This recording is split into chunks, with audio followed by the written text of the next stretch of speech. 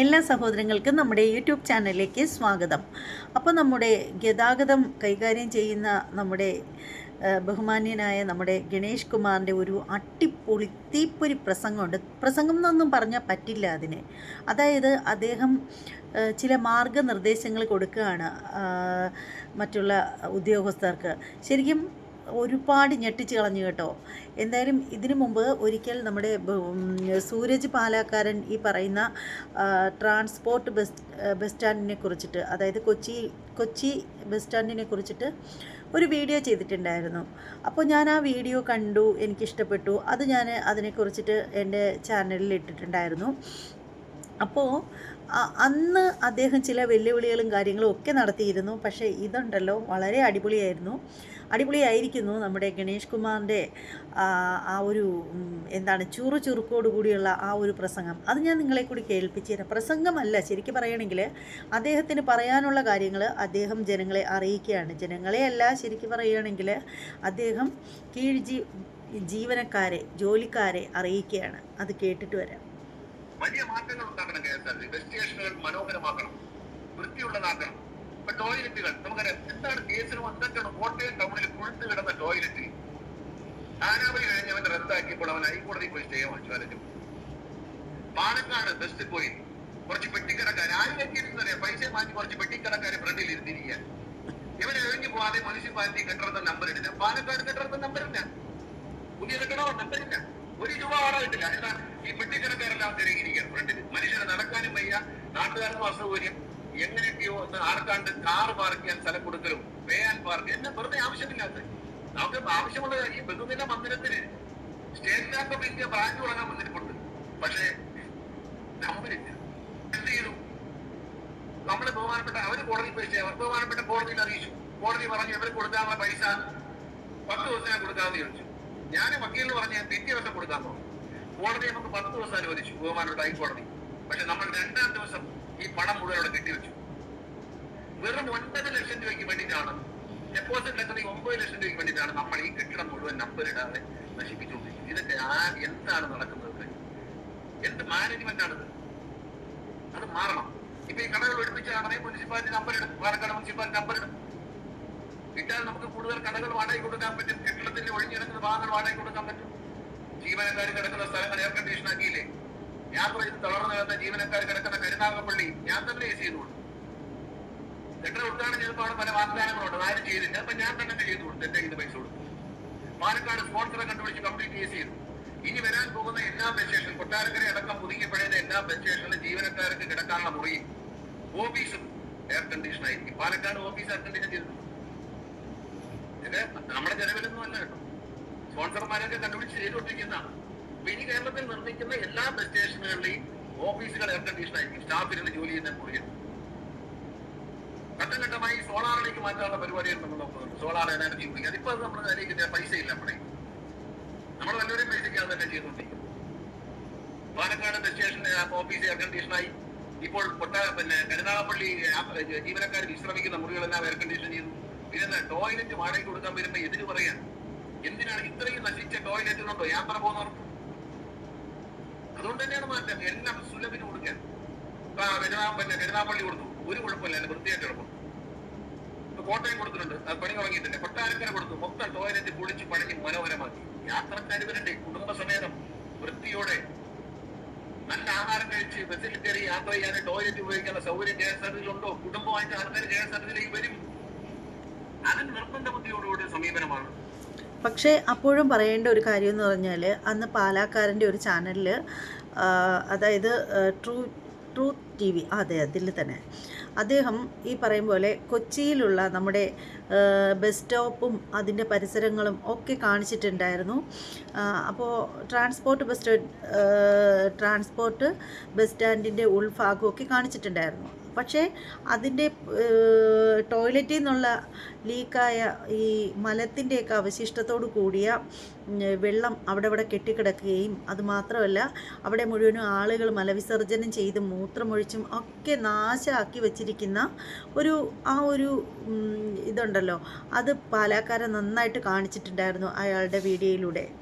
അപ്പോൾ ആ ഒരു കാര്യത്തിൽ കൂടി ഇദ്ദേഹം ഇടപെടണമെന്നും ആ ഒരു എന്താണ് പറയുന്നത്, കൊച്ചിയിലെ ബസ് സ്റ്റോപ്പ് എന്നൊക്കെ പറയുമ്പോഴത്തേക്ക് അത്രത്തോളം ജനങ്ങൾ വരുന്ന ഒരു സ്ഥലമാണ്. ശരിക്കും പറയുകയാണെങ്കിൽ ജനങ്ങൾക്ക് മൂക്ക് പൊത്തിയല്ലാതെ നിൽക്കാൻ പോലും പറ്റാത്ത, അവിടെയൊക്കെ ഈച്ചയും മലങ്ങളും അങ്ങനെയൊക്കെയുള്ള ഒരു വളരെ വൃത്തികെട്ട ഒരു അന്തരീക്ഷമാണ് അവിടെ കാണിച്ചിരിക്കുന്നത്.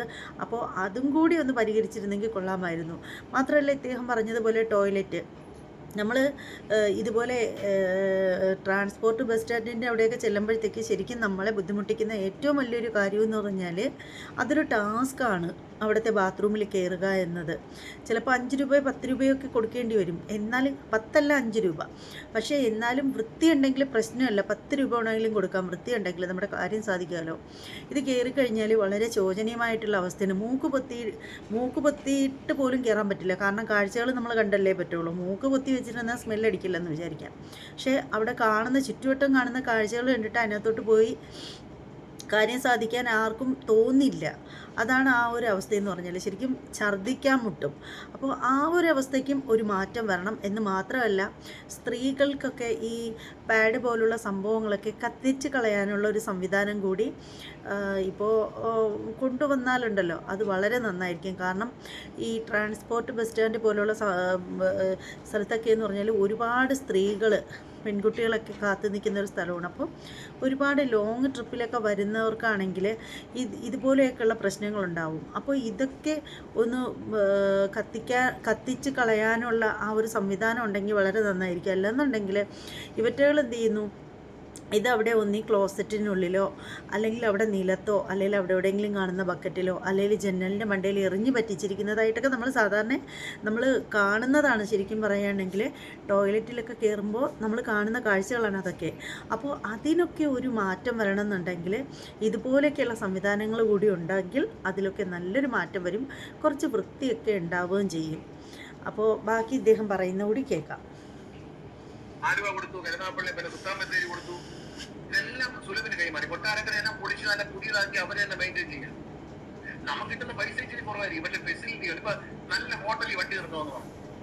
എല്ലാ മാധ്യമങ്ങളെയും നടന്ന് തെറ്റിദ്ധരിപ്പിച്ച ആൾക്കാർ ഒന്നുമില്ല. KSRTC അതുകൊണ്ട് ലാഭത്തിനല്ല, നല്ല ടോയ്ലറ്റുകളും നല്ല ഫുഡും, ഇച്ചിരി വില കൂടിയാലും നല്ല വൃത്തിയുള്ള ഫുഡും ആരോഗ്യകരമായ ഹൈജീനിക്കാനുള്ള സാഹചര്യത്തിൽ നല്ല കിച്ചണൊക്കെ ആയിട്ടുള്ള സ്ഥലത്ത് ഭക്ഷണം കഴിക്കാം എന്ന് പറഞ്ഞാൽ മലയാളി വേണ്ട എന്ന് പറയില്ല എന്ന് എനിക്കറിയാമല്ലോ. അവിടെ മതി എന്നേ പറയൂ. കേരളത്തിൽ നമ്മളൊന്ന് തോട്ടിക്കൂടെ യാത്ര ചെയ്യുന്നവരാണ്. നമ്മളും കയറി ഭക്ഷണം കഴിക്കുന്ന നല്ല ഹോട്ടലുകളിലേക്ക് കയറുന്നത്. അല്ലെ ആഗ്രഹൂപ്പിലെ അനവനാദി ഹോട്ടലൊന്നും ആൾക്കാർ കയറുന്നില്ല. അപ്പൊ ബസ് നിർത്തുന്നിടത്ത് നല്ല ലേഡീസിനും പുരുഷന്മാർക്കും സ്ത്രീകൾക്കൂടെ നല്ല ടോയ്ലറ്റ് സൗകര്യങ്ങൾ, ഒന്ന് ഇറങ്ങി വിശ്രമിക്കാൻ ബസ് നിർത്താനൊരു സ്ഥലം, നല്ല ഫുഡ്. 10 രൂപ കൂടിയാലും നമ്മളാണെങ്കിലും നല്ല ഫുഡ് വാങ്ങി കഴിക്കും. അതിന് ആരും തയ്യാറാവത്തില്ല. ഇതൊക്കെ ഈ പല ദാരിദ്ര്യവാസങ്ങളൊക്കെ വെടിഞ്ഞ് അപ്പൊ ഡ്രൈവർക്കും കണ്ടക്ടർക്കും അല്ല, ആ പറയുന്നതിനോട് യോജിക്കാൻ പറ്റില്ല കേട്ടോ. നല്ല ഫുഡ് 10 രൂപ കൂടിപ്പോയാലും എന്ന് പറഞ്ഞ ആ ഒരു രീതിയോട് എനിക്ക് യോജിപ്പില്ല. കാരണം എന്താണെന്ന് വെച്ചാൽ, ഈ നല്ല രീതിയിൽ കാശ് കയ്യിലുള്ള ആളുകളാണെങ്കിൽ അവർ ടാക്സി വിളിച്ച് അങ്ങോട്ടും ഇങ്ങോട്ടും പോകത്തുള്ളൂ. ഇപ്പോൾ ഓട്ടോറിക്ഷയിൽ പോലും പോവാൻ ദൂരോട്ടൊക്കെ പോകുന്നവർക്ക് ഇച്ചിരി മടിയാണ്. എത്ര പൈസ ഇല്ലാത്തവരാണെങ്കിലും ഒരുമാതിരിപ്പെട്ട ഫാമിലിക്കാരൊക്കെ കാറോ മറ്റോ വിളിച്ചായിരിക്കും പോകുന്നത്. അതേസമയം നമ്മളെപ്പോലെ തീരെ നിവർത്തിയില്ലാത്ത ആളുകളായിരിക്കും കൂടുതലും എങ്ങോട്ടെങ്കിലുമൊക്കെ പോകുമ്പോൾ ഇതുപോലെ ബസ്സിലിരുന്ന് മുഷിഞ്ഞ് പോകാനൊക്കെ തുടങ്ങുന്നത്. എന്നാൽ അല്ലാത്ത ആളുകളും പോവാറുണ്ട്, കാശുള്ളവരും പോവാറുണ്ട്. ഇല്ലെന്നല്ല, ഞാൻ അടച്ചാക്ഷേപിച്ച് പറയുന്നതല്ല. കൂടുതലായും നമ്മളെപ്പോലെ തീരെ സാമ്പത്തിക ഭദ്രത ഇല്ലാത്ത ആളുകളായിരിക്കും കൂടുതലായിട്ടും പോകുന്നത്. ഇനി അഥവാ കൂടുതലായിട്ടും എല്ലാത്തരം ആളുകളും പോകുന്നു എന്ന് തന്നെ വെച്ചോ, എന്നാലും അക്കൂട്ടത്തിൽ കാശില്ലാത്ത ആളുകളുണ്ടെങ്കിൽ ഈ ഇദ്ദേഹം പറഞ്ഞതുപോലെ 10 രൂപ കൂടിപ്പോയാലും കുഴപ്പമില്ല എന്ന് ഇദ്ദേഹം നിസ്സാരപ്പെട്ട് പറഞ്ഞു എങ്കിലും ആ 10 രൂപ കയ്യിലുണ്ടെങ്കിൽ ഒരു ചായ കുടിക്കാലോ എന്ന് ചിന്തിക്കുന്ന ആളുകളുമുണ്ട്. അപ്പോൾ എല്ലാത്തരം ആളുകൾക്കും കഴിക്കാൻ പറ്റുന്ന തരത്തിലുള്ള ഒരു ഭക്ഷണശാല ഉണ്ടാവുകയാണെങ്കിൽ അതായിരിക്കും നന്നായിരിക്കും. അതായത് വില കുറഞ്ഞ ഫുഡ് മുതൽ വില കൂടിയ ഫുഡ് വരെ ഉണ്ടായിരിക്കട്ടെ. അതിലൂടെ ആർക്കും ഒരു പരാതിയില്ല. 10 രൂപ കൂടിയാലും വൃത്തി വേണം എന്ന് പറയുന്നത് അംഗീകരിക്കാൻ പറ്റില്ല. വിഭവങ്ങളുടെ അളവ് കുറഞ്ഞാലും വൃത്തി വേണം, തുകയും കുറഞ്ഞിരിക്കുകയാണെങ്കിൽ അതായിരിക്കും നല്ലതെന്ന് ഞാൻ പറയുള്ളൂ. ഇപ്പോൾ നമ്മൾ ഒരു ഊണ് മേടിക്കുമ്പോൾ അതിലൊരു 7-8 കൂട്ടം കറി ഉണ്ടാവുന്നതിനേക്കാളും അപ്പോൾ 10 രൂപ കൂടുതൽ കിടക്കുമ്പോൾ ഒരു 7-8 കൂട്ടം കറി ഉണ്ടാവുമെന്ന് വെച്ചോളൂ. ആ 10 രൂപ കുറഞ്ഞിരിക്കുമ്പോൾ ഒരു 7-8ൻ്റെ സ്ഥാനത്ത് ഒരു 4 കൂട്ടം കറി മതി, 8 വേണ്ട, പകുതി മതി. ഇത് സാധാരണക്കാർക്ക് ഏറ്റവും അനുയോജ്യമായ ഒരു തീരുമാനം അതായിരിക്കും. കാരണം വൃത്തി ഉണ്ടാവണം, വിഭവങ്ങളുടെ അളവ് കുറഞ്ഞാലും 10 രൂപ കുറഞ്ഞിരിക്കണം. സാമ്പത്തികമുള്ളവന് അത് പ്രശ്നമല്ല. അവർ കൂടുതലും ഈ മലയാളികൾ എന്ന് പറയുന്നത് കൂടുതലും ഭക്ഷണപ്രിയരാണ്.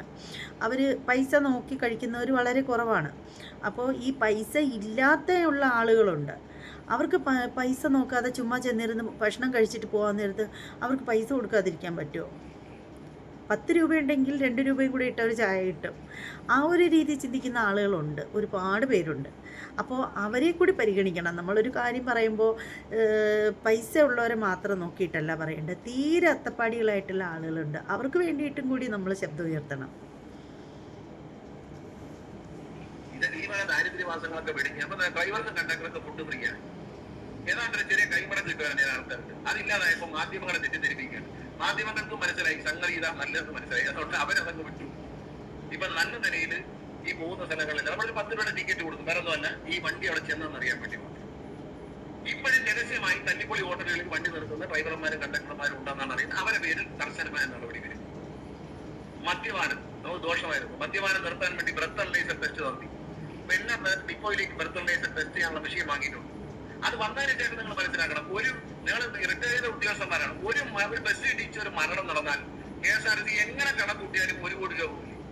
കേസ് പറഞ്ഞ് സുപ്രീം കോടതിയിൽ പോയി അവിടെയും തോറ്റ് അവസാനം കോമ്പൻസേഷൻ കൊടുത്ത് 1 കോടി രൂപ ശരാശരി നമുക്കൊരു മരണം നഷ്ടപ്പെടുത്തുമായിരുന്നു.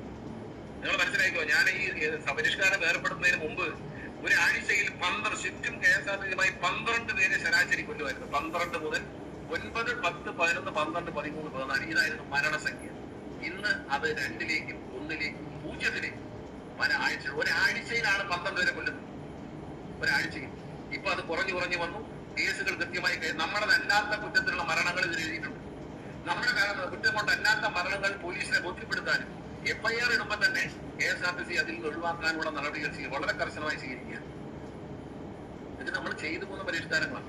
ഈ പരിഷ്കാരങ്ങളിൽ നിന്ന് കിട്ടുന്ന ആനുകൂല്യങ്ങൾ, ബെനിഫിറ്റുകളെല്ലാം ജീവനക്കാർക്കും റിട്ടയർ ചെയ്ത ഉദ്യോഗസ്ഥർക്കും തൊഴിലാളികൾക്കും നൽകുന്നതിൽ ഒരു സംശയമില്ല. ഈ ഗവൺമെന്റ് നിങ്ങൾക്ക് തരാനുള്ള എല്ലാ കടബാധ്യതകളും ഞാൻ പറഞ്ഞല്ലോ, പെൻഷനുമായി ബന്ധപ്പെട്ട അരിയേഴ്സിനെ കുറിച്ചൊക്കെ പറഞ്ഞു. അത് ചർച്ച ചെയ്യാൻ ബഹുമാനപ്പെട്ട മുഖ്യമന്ത്രി എന്നോട് സംസാരിച്ചു. അദ്ദേഹത്തെ നേരിട്ട് ഞാൻ സംസാരിച്ചപ്പോൾ അദ്ദേഹത്തോട് പറഞ്ഞു ഒരു കണക്കെടുക്കുകയാണ്. കണക്കെടുത്തിട്ട് ഞാൻ വരാം എന്ന് പറയുമ്പോൾ അദ്ദേഹം പറഞ്ഞു ആ കണക്കെടുത്ത് കൊണ്ടുവരും, അപ്പോഴും നമുക്ക് നോക്കാം എന്ന് പറഞ്ഞു. സർക്കാരിന്റെ സാമ്പത്തിക കൂടി നമ്മൾ പരിശോധിക്കണം. സർക്കാരാണ് തരേണ്ടത്, KSRTC അല്ല. ഞാൻ ദീർഘിപ്പിക്കുന്നില്ല. ഇങ്ങനെ ചടങ്ങിൽ എന്നെ വിളിച്ചതിൽ സന്തോഷമുണ്ട്. ഞാനിതെല്ലാം പറയാൻ കാര്യം, നിങ്ങൾ ഇവിടെ ജോലി ചെയ്തിരുന്ന ഉദ്യോഗസ്ഥരാണ്. നിങ്ങൾക്ക് തീർച്ചയായിട്ടും ഞാൻ പറഞ്ഞ കാര്യങ്ങൾ വളരെ വ്യക്തമായി മനസ്സിലാകും. ഇതെങ്ങനെ പച്ച പിടിപ്പിക്കാൻ പോകുന്നുവെന്ന് ഞാൻ നിങ്ങളോട് പറയേണ്ട ബാധ്യതയിരിക്കുന്നു. ഒരുപക്ഷെ വെളിയിൽ നിൽക്കുന്ന ആളുടെ ഞാൻ ഈ പറഞ്ഞ കാര്യങ്ങൾ മനസ്സിലാവില്ല. നിങ്ങൾ സർവീസ് ചെയ്യുന്ന കാലത്തോട് നിങ്ങൾ പറഞ്ഞത് മാക്സിമം കടകൾ വാടകയ്ക്ക് കൊടുക്കണം, അതിൽ നിന്ന് കിട്ട പണം KSRTC നേടിയെടുക്കണം. ഇതാണ് ട്രേഡ് യൂണിയൻസ് പറയുന്നത്. അത് മാത്രമേ ഞാൻ ചെയ്യുന്നു. വരുമാനം വർദ്ധിപ്പിക്കാനുള്ള ഇത്തരം കാര്യങ്ങൾ വളരെ എങ്ങനെയൊക്കെ വരുമാനം വരും. പരസ്യം എല്ലാം ഇപ്പൊ ടെൻഡർ ചെയ്തിരിക്കുക. പരസ്യത്തിനൊക്കെ പരസ്യം കൊടുത്തു കഴിഞ്ഞാൽ അവൻ കേസ് പറഞ്ഞ് നമ്മളെ വലയ്ക്കുകയാണ്. ഇപ്രാവശ്യം പറഞ്ഞിട്ടുണ്ട്, കേരളത്തിനായ നേരത്തെ സാമ്പത്തിക ബാധ്യതയുള്ളവരും KSRTC-യുമായ സ്ഥിരമായി ലിറ്റിഗേഷൻ നടത്തിയുള്ള ഒരാളെയും ടെൻഡറിൽ തന്നെ പങ്കെടുക്കാൻ പാടില്ല. കാരണം നമുക്കിനി കേസ് പറയാൻ പറ്റും. നമ്മുടെ എല്ലാം കള്ളക്കേസുകൾ കൊടുത്ത് നമ്മളെ എല്ലാം തടഞ്ഞെടുക്കുകയാണ്. കോട്ടയത്തെ ബസ് സ്റ്റേഷനിലെ ടോയ്ലറ്റ് സുരഭിന് കൊടുത്തുള്ള സ്റ്റേ വാങ്ങിച്ചിട്ടുണ്ട്. കോടതി പറഞ്ഞെടുത്ത് ദൂരെ കളയാൻ പറഞ്ഞു. എടുത്ത് അവരെ ഇറക്കി വെക്കാൻ പറഞ്ഞു. നമ്മളെ ദ്രോഹിക്കുന്ന കാര്യങ്ങൾ ബഹുമാനപ്പെട്ട കോടതിയെ ബോധ്യപ്പെടുത്താൻ പോലും നമുക്ക് കഴിയില്ല. അത് വളരെ മോശമായ കാര്യമാണ്. കോടതിയിൽ ഇപ്പൊ കൃത്യമായി ഞാൻ തന്നെ നേരിട്ട് വക്കീലന്മാരെ സംസാരിച്ചിട്ടാണ് കേസ് കോടതിയിൽ കൈകാര്യം ചെയ്യുന്നത്. അതുകൊണ്ട് ബഹുമാനപ്പെട്ട കോടതിക്ക് കൃത്യമായ കാര്യങ്ങൾ മനസ്സിലാവുന്നു. ഒരു സ്റ്റേ കൊടുത്താൽ പോലും ഒരാഴ്ചക്കുള്ളിൽ അത് വെക്കേറ്റ് ചെയ്ത് കോടതിയിൽ നമ്മളെ സഹായിക്കുക. കാരണം നമ്മുടെ ഭാഗത്ത് ന്യായമുണ്ട്. കോട്ടയത്ത് സ്റ്റേ എടുത്ത് പറഞ്ഞു, കോടതി ഒഴിഞ്ഞു പോകാൻ പറഞ്ഞു.